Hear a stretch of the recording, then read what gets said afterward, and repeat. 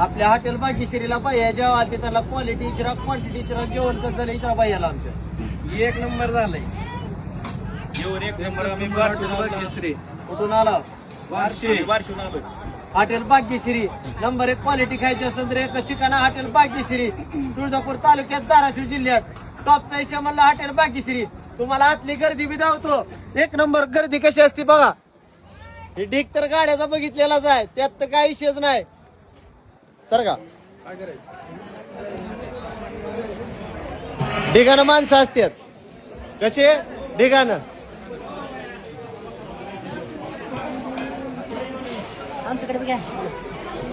ढिगानं माणसं बसलेली असतात.